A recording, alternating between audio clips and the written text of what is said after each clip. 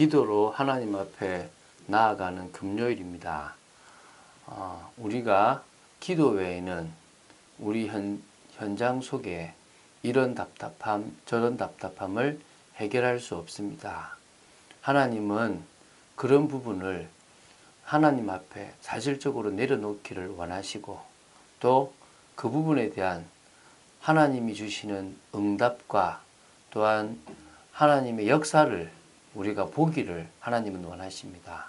오늘도 조용히 하나님이 원하시는 방향이 무엇인지를 질문하고 또 말씀 속에서 답을 얻는, 그래서 정말 내 속에 어떤 동기로 어떤 중심으로 내가 신앙생활을 하고 사회생활을 하는지를 사실적으로 볼 수 있는 축복의 여러분 되시기를 예수님의 이름으로 축원드립니다. 오늘은 마태복음 22장 15절부터 22절까지 말씀을 보겠습니다. 지금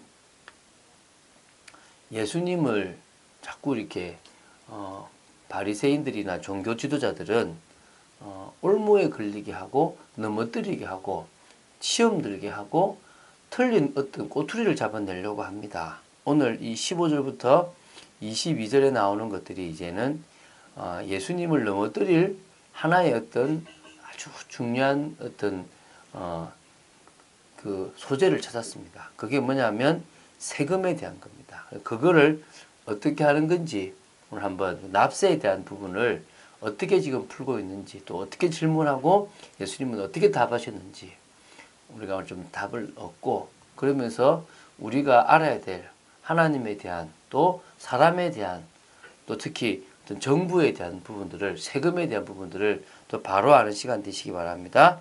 22장 15절입니다. 이에 바리새인들이 가서 어떻게 하면 예수를 말의 올무에 걸리게 할까 상의하고, 지금 말을 책잡아 가지고 로마의 병사들이나 아니면 종교적으로 율법에 어긋난 것이나 이런 부분들을 찾아내려고 하는 겁니다. 그렇게 딱 가만히 보니까 세금 문제가 이스라엘 백성과 로마 이 정부 사이에서 민감한 부분인 줄을 알게 된 거예요. 그래서 이걸 가지고 이제 뭐 하냐면 이제 트집 잡는데요. 마침 한번 보십시오. 자, 16절 있습니다. 자기 제자들을 헤롯 당원들과 함께 예수께 보내어 말하되, 선생님이여 우리가 아노니 당신은 참되시고 진리로 하나님의 도를 가르치시며 아무 거리는 일이 없으시니 이는 사람을 외모로 보지 아니하심이니이다. 그러면 당신의 생각에는 어떠한지 우리에게 이루소서. 가이사에게 세금을 바치는 것이 옳으니까 옳지 아니하나이까 하니. 자, 지금 아주 칭찬하는데요. 먼저 데리고 간 사람들을 잘 봐야 돼요. 지금 바리새인들이 보냈잖아요. 누굴 보냈죠? 자기 제자들을 보냈습니다. 그러면 이 나름대로 율법에 아주 충실하고 하나님을 잘 믿는 사람을 보낸 거죠. 그 사람들은 세금을 내고 막 이 로마를 섬긴다는 것에 대해서 정말 답답해하고 싫어하는 그런 사람들입니다. 율법에 맞지 않다고 생각하는 사람이죠. 그러면서 누굴 데리고 왔냐? 헤롯 당원들을 데리고 갔어요. 이 사람들은 철저히 친로마파예요. 로마의 세금을 당연히 내야 되고 그거 안 하면 큰일 난다고 생각하는 거죠. 딱 그 두 팀을 딱 데리고 가서 칭찬을 합니다. 당신은 참되고 진실하고 진리로 하나님의 도를 가르치고 또 꺼리는 일은 하나도 하지 않는, 사람을 외모로 보지 않는 진짜 중심 있는 분 아닙니까? 탁 띄워놓고 뭐라 하냐면, 그렇다면 가이사에게, 로마 황제에게 세금을 바치는 것이 옳습니까? 옳지 않습니까? 라고 묻습니다. 이게 지금요, 이게 지금 그 당시에 세금을 내야지라고 얘기하면 어떤 일이 벌어집니까? 바리새인들의 반발을 사는 거예요. 우리가 하나님을 제대로 섬겨야지 왜 지금 저런 로마와 같은 악한 나라에 우리가 세금을 내야 되냐라고 바리새인들이 생각한 겁니다. 아까 헤롯 당원들은 오히려 반대로 뭡니까? 당연히 뭡니까? 세금 내고 로마의 정책을 따라야 된다. 그래서 지금 이 둘을 통하여 찾아보려고 하는 겁니다. 그러면은 사실 이 둘은요, 연합할 수가 없잖아요. 부딪히는 거예요. 세금 내면 안 돼. 세금 내야 돼. 이러고 있는 두 단체인데요. 둘 다 예수님이 마음에 들지 않는 거예요. 왜? 자기들을 무시한 하나님을 섬기는 부분에 대해서 맞지 않다고 생각되고 배척했고요. 헤롯 당원들도 예수님이 체제를 뭐합니까? 바꾸려고 하는 이 체제를 자꾸 이끌어가는데 걸림돌이 된다고 생각을 한 거예요. 그러니까 이 둘이 같이 가보자 라고 해서 원래는 싸우는 이들이 하나가 돼가지고 예수님 앞에 나타나서 질문하는 겁니다. 세금 내야 돼요? 안 내야 돼요? 이렇게. 예수께서 그들의 악함을 보시고 이러시되 외식하는 자들아 어찌하여 나를 싫어하느냐. 이제 아예 대놓고 너무 악한 거예요. 이것들이 진짜 이렇게 악할 수가 있냐. 이렇게 지금 트집을 잡으려고 몸부림칠 수가 있냐. 그래서 외식하는 자들아, 남한테 보이기를 좋아하는 자들아, 하나님을 향한 믿음이 없는 자들아, 너희들이 왜 나를 시험하느냐.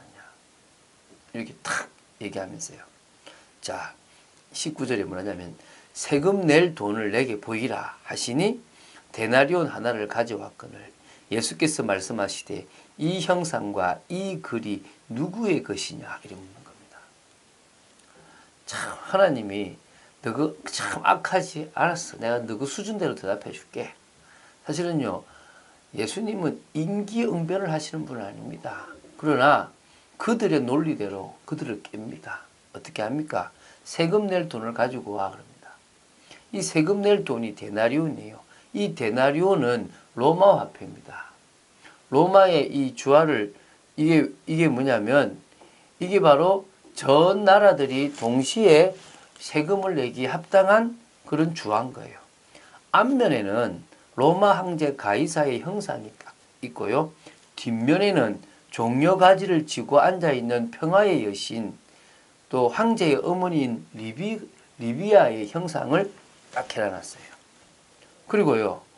이게 지금 이 1데나리온이 장정이 하루 받을 수 있는 품삯이라고 우리가 알고 있지 않습니까? 여기에 어떤 부분이 있잖아요. 형상과 이 글이 누구냐 그랬는데 형상은 앞에서 말했듯이 로마 황제에 대한 형상입니다. 그럼 글은 어떤 글이냐? 동전 앞 로마 황제가 있는 곳에는요. 티 가이사르 디버 아우구프 아우구스투스 한마디로 말하면 존엄한 아우구스투스의 아들인 티베루스의 케자르 동정이다. 이런 의미가 들어가 있는 거고요.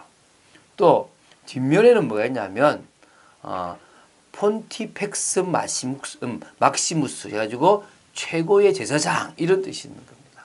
한마디로 로마 황제를 높이는 동전이 있는 거죠. 이르되 이제 묻습니다. 딱 보여주고 자 가이사의 것이 있는 거죠. 가이사의 것이니이다라고 대답하는 겁니다. 이르되 가이사의 것이니이다. 이에 이르시되 그런즉 가이사의 것은 가이사에게 하나님의 것은 하나님께 바치라 하시니. 이게 무슨 말입니까? 가이사의 소유는 가이사에게 바쳐주고 하나님의 소유는 하나님께 바치면 된다. 어느 한쪽에 무게를 두고 쉬는 게 아니라 세상의 권세와 세상의 그 법을 위해서는 세금이 필요한데 그 세금을 내는 거는 가이사에게 내야 되고 가이사 소유라면 가이사에게 내는 거고 우리가 하나님을 섬기는 자로서 11조를 내고 헌금을 내고 예물을 내는 거는 하나님께 드리니까 하나님께 드려라. 이것은요.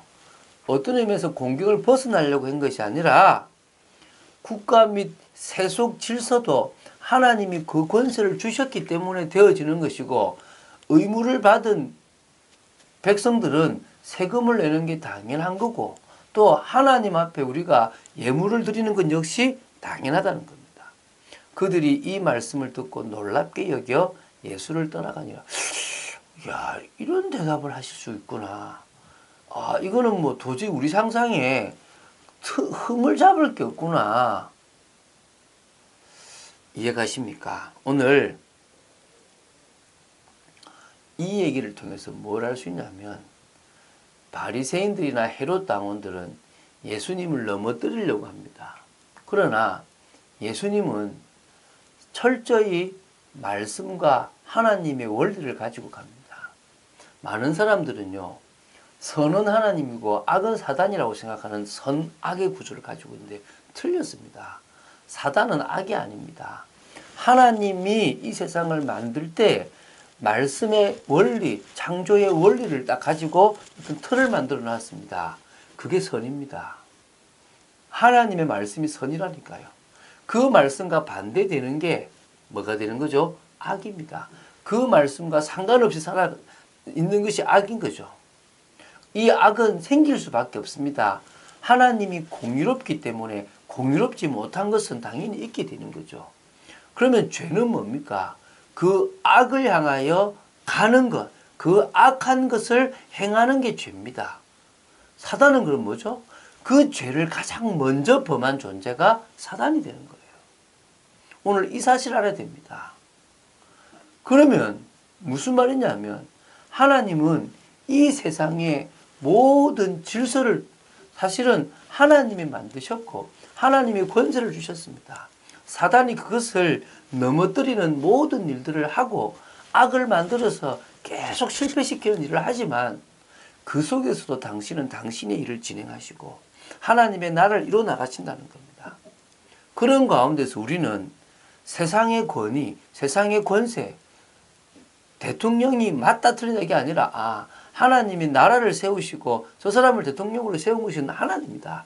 저 사람이 틀린 것은 하나님이 심판할 것이고 나는 그와 상관없이 내가 지켜야 될 준법이라는 것은 지켜나가면 된다. 세금도 마찬가지고 이런 부분들을 예수님은 자연적으로 설명하시는 거예요. 그래서요, 신앙생활은 세상과 안 맞으면 세상 걸 버려버리는 게 아니라 그 속에서 신앙의 양심과 또 뭡니까? 국민으로서의 의무를 우리가 신앙에 벗어나지 않는 차원에서 지켜나가야 되고 행해 나가야 되는 겁니다. 그게 우리의 의무라는 거죠.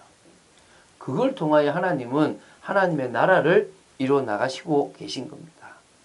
신앙 공동체라는 것은 이런 악한 세상 속에 사단이 역사하는 세상 속에서 하나님의 나라, 하나님의 통치를 이루는 신앙 공동체를 말합니다. 그래서 우리에게는 뭐가 있냐? 이 시대를 복음으로 살릴 책임이 있는 겁니다. 그 책임은 우리의 힘으로 할 수 없으니까 하나님의 능력이 와야 됩니다. 그래서 우리는 기도하는 겁니다. 주님, 역사하여 주시옵소서. 주님, 이 현장을 살리게 하여 주시옵소서. 그런 축복의 여러분 되시기를 예수님의 이름으로 축원드립니다. 주는 그리스도시요 살아계신 하나님의 아들이심을 고백합니다. 어려운 이야기입니다.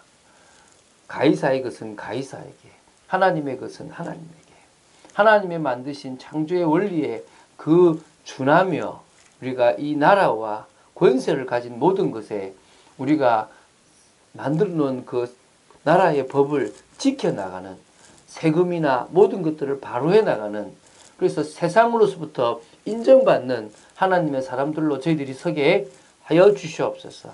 기도 외에는 하나님의 능력이 나타날 수 없음을 고백합니다. 오늘도 역사하여 주시옵소서. 주 예수 그리스도 이름으로 기도드립니다. 아멘.